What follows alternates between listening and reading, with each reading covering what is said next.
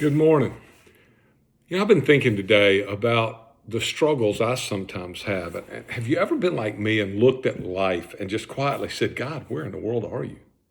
What are you doing? What are you up to? And I'm not talking about that poetic kind of thing that happens at Sunday school when you say, well, I'll pray for you. But I'm talking about in the real, raw moments of life when your job fails, your relationships break apart, when the door that you've been sure God was going to open for you, it just slams shut in your face. I mean, there's these seasons when heaven just feels silent. I mean, when prayers just echo back from the ceiling into your face. You ever been there? I mean, they contradict all of your thoughts about what you believe God's going to do. That's when life becomes difficult at best. I mean, in those moments, you know what? If you were in charge, you'd run life differently than this being run right then by God. I mean, you wouldn't allow that pain to be there, or let that delay be there, or you wouldn't allow what's currently going on to go on. Are y'all with me? I mean, that's exactly the way the story of Esther seems to me. I mean, it confronts every aspect of my life when I read the story of Esther. She's standing there in a reality she didn't plan. She didn't plan for, she didn't develop, she didn't produce it. And she's trying to trust in a God that at that moment she can't trace. I mean, it's a story where God is never even mentioned. Did you know that the uniqueness of the book of Esther is that God is never mentioned? It's a paradox of Scripture. That here's a whole biblical book in which God is not mentioned not one time. I mean, it reads like a drama, reads like a political thriller. It feels at times like you're just in this fairy tale story of Cinderella. In fact, a lot of theologians call it Cinderella's story. But here's what makes it different. It's what it doesn't say, not what it says, what it doesn't say. Not once is God mentioned. No miracles, no burning bushes, no prophets declaring, thus says the Lord. I mean, you don't see any of that stuff. The events are just completely ordinary. It would appear to us that they're just circumstantial events. They're just decisions. They're coincidences, or so it seems. But what Esther teaches us is a truth that will anchor your soul. If you come into uncertain seasons and you understand Esther, it'll anchor your soul. Here's the truth. God is most active when he appears to be most absent. I mean, he's beneath the surface. Beneath the surface, something extraordinary is happening, even when life feels chaotic. The story kind of opens with King Ahasuerus. We also know him as Xerxes. One's his Greek name, one's his Median Persian name, and one is his Hebrew name. But he governs 127 provinces. Now think about that for a moment. He's the most powerful man on earth in the world of his time.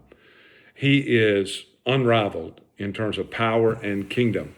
And what does he do with it? With all that power he has? I tell you what he does. Same thing most of us would do. He goes off and shows it off. He wants to put it on display. So what he does is he throws this amazing party. And it's not just any party. It's a 6-month-long celebration. It showcases his wealth. It showcases his power. It showcases the glory that belongs to him. I mean, gold couches, marble floors, fine linens, an endless supply of alcohol given to people in golden vessels.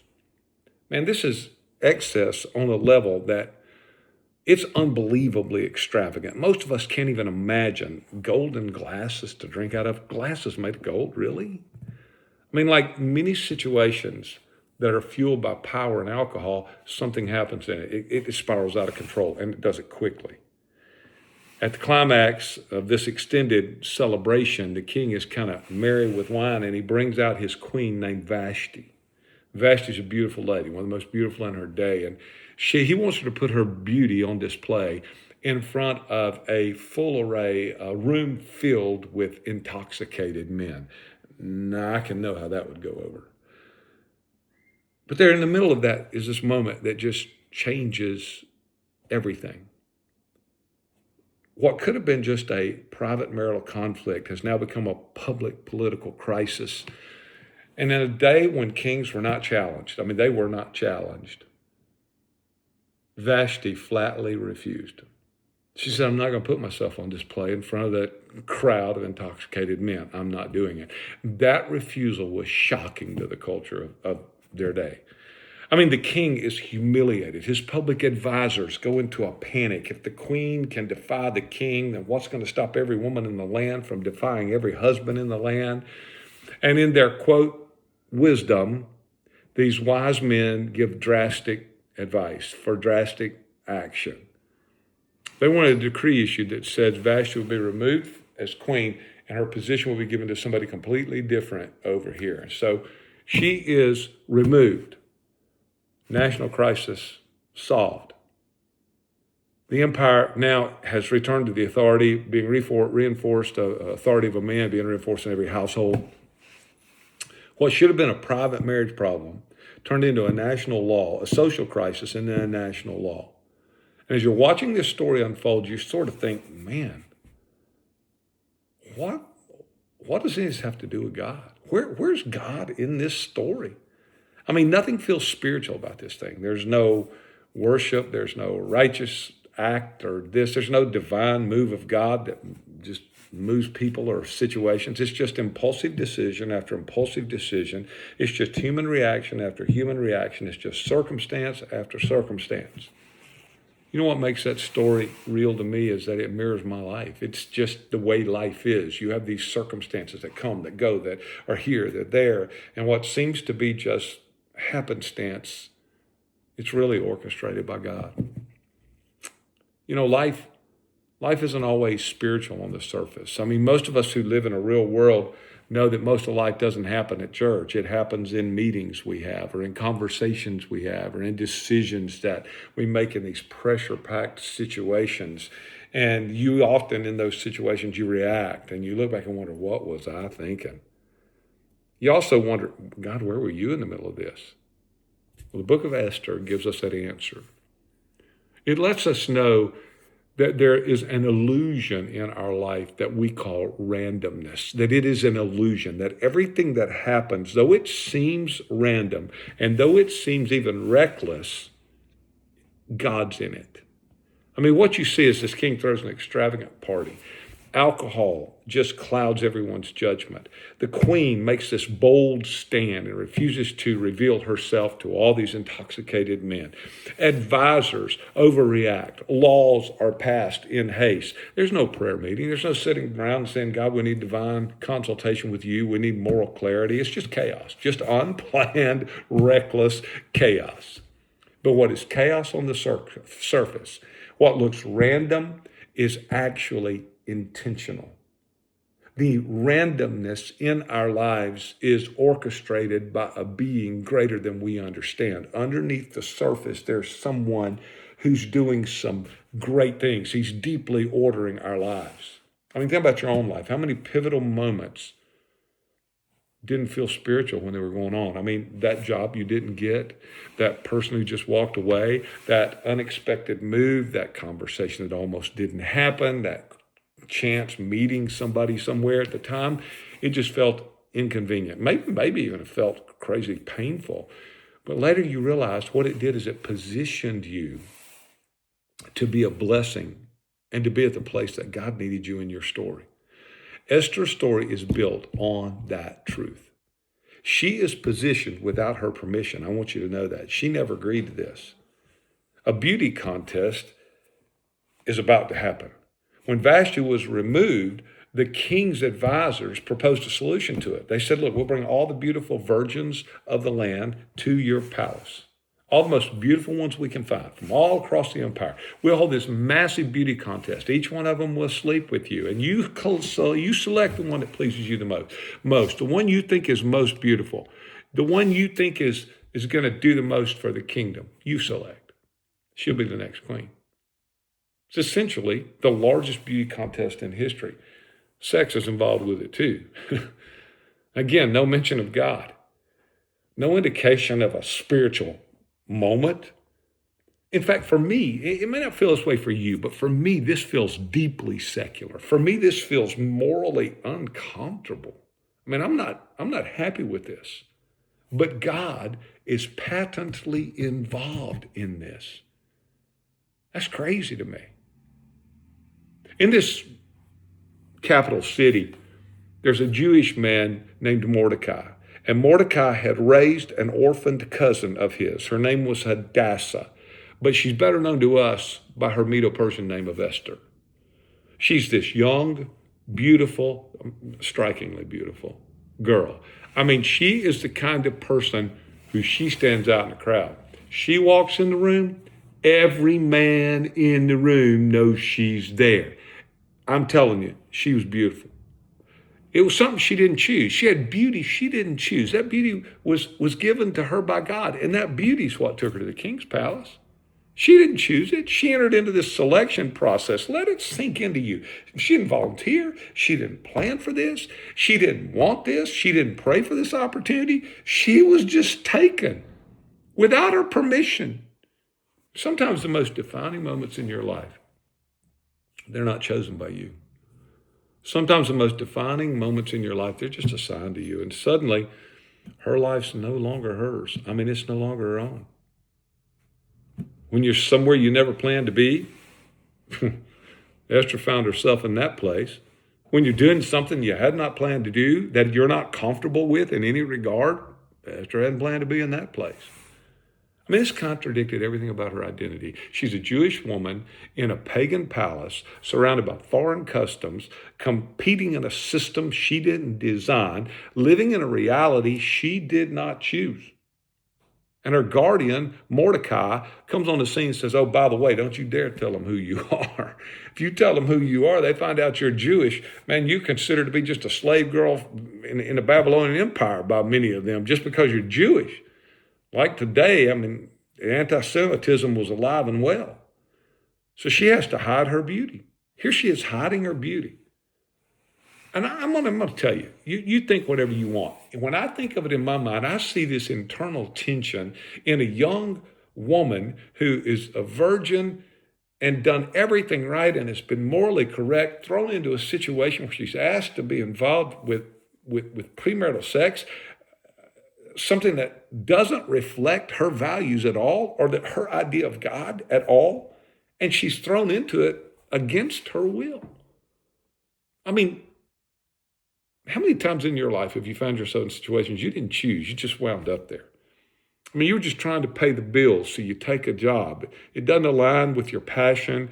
The environment isn't ideal. The people don't live according to your values. I mean, nothing feels like you just got sucked there and that's where you're supposed to be. It feels like you're in a detour point. I mean, you're out of place. You're not supposed to be there. Like Esther, you know what you have to do? You have to learn how to survive where you are. Because in that job, something's going to happen, and we don't know what it is, but God puts you there for a reason. I mean, maybe you meet somebody that later becomes your business partner or later becomes your spouse, and maybe it's a connection that launches you into the next season of life for your future. At the time, it felt like a compromise. At the time, it felt like you didn't need to be there. But it reveals itself as a positioning of your life by God. That's Esther's life. And that's where you learn to build relationships. That's where you learn to gain influence. That's where you learn to develop skills that you aren't prepared with. And they're preparing you for the destiny God has in your life. And as this process unfolds, that's what Esther does. She just gains favor with people, not by striving or manipulating or doing some kind of demanding thing. She just said, look, I'm not going to be like the rest of these girls. I don't necessarily want to be here to begin with. So while they're trying to impress you, King, I'm just simply going to listen. I'm going to follow the advice of the wise counsel that's around me. Whatever the wise men tell me to do, that's what I'm going to do, but I'm not going to grasp for anything. I don't want anything here. I'm not trying to get a golden vessel. So while others are trying to grasp an advantage or a set of possessions or a position, she just rests in who she is, and she stands out because of that. The difference between her and the other girls is undeniable, and as a result of all the women in the whole empire, of all the virgins in the whole empire, she becomes queen. I mean, is that just a twist of fate? Is that just luck? Consider this. A drunken decision removed Vashti the queen. A national decree created this gathering of a bunch of candidates to fill a vacancy that was created by this decree. An orphan Jewish woman is included merely because of her beauty. Favor distinguishes her. The king selects her. Individually, each one of these moments, to me, it seems random. It seems coincidental. It sounds like chance. It sounds like luck. But together, when you put them all together, they form a pattern, and that pattern is what biblical scholars call providence. It's God's providential care, the invisible hand of God working behind the scenes, orchestrating the events, even when he's not visibly seen, even when he's not interrupting history. He's just working through it.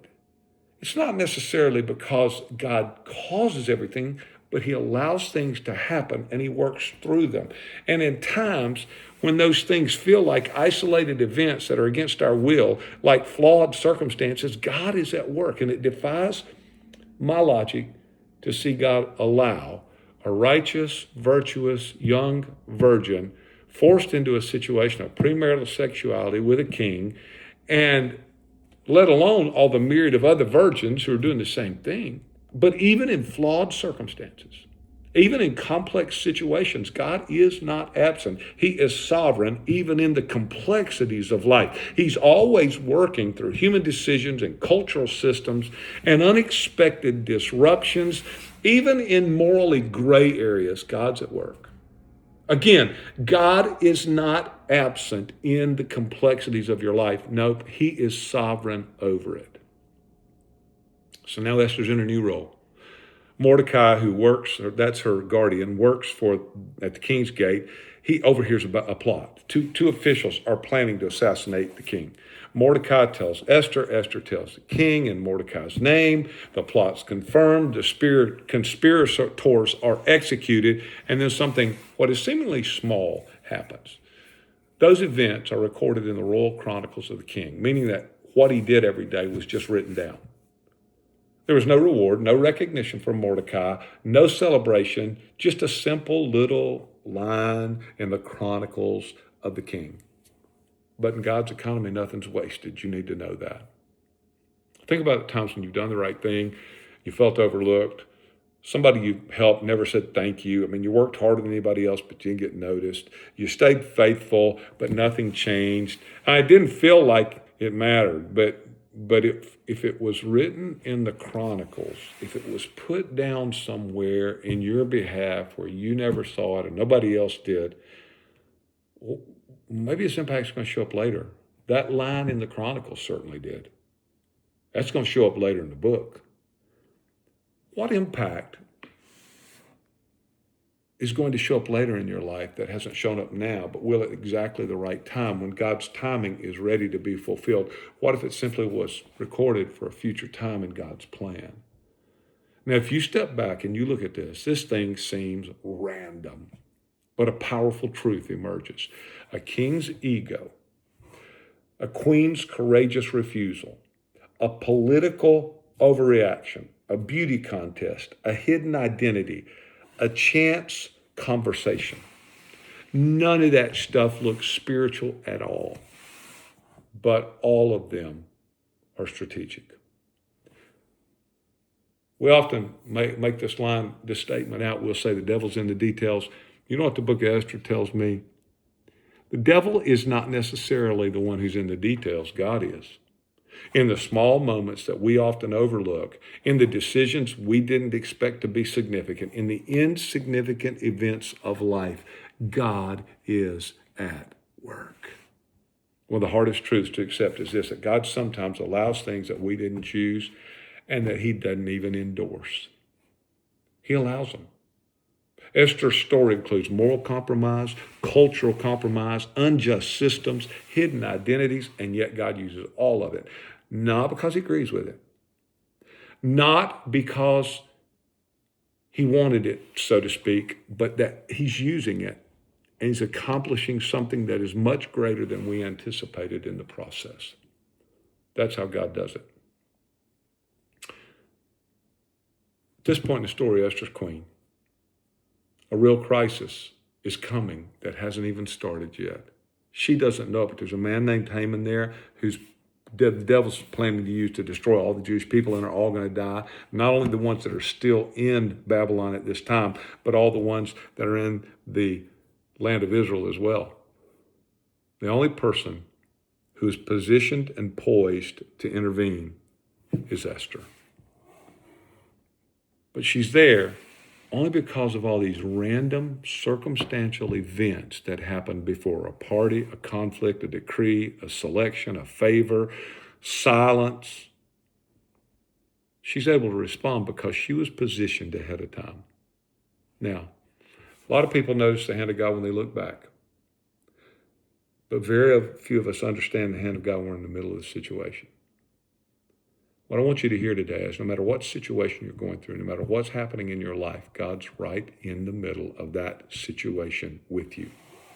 A relationship ends. After many years, you might see that saved you from some trouble. A door closes. Maybe a better one's in your future. A deadly event occurs, or a delay steps up and stops something that you want to occur from occurring. Maybe the timing's not perfect and God has to do it at the right time. When you look back, it becomes clear.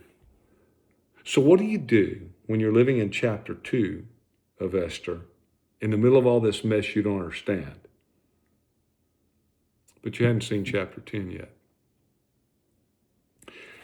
Even in all the circumstances, please know that everything makes sense only because God is faithful. In the unpredictabilities of life, know, they that wait upon the Lord will renew their strength. They'll mount up with wings as eagles. They'll run and not be weary. They'll walk and not faint. That's Isaiah 40:31.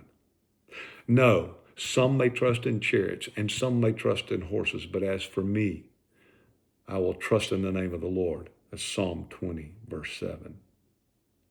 No, in this world you will have tribulation, but be of good cheer.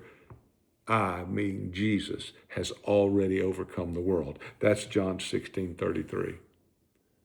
In all the uncertainty of life, trust God. Faith is not the absence of uncertainty. Faith is a decision to trust God within the uncertainty. I pray you see him in the undercurrent today, and I pray you embrace him.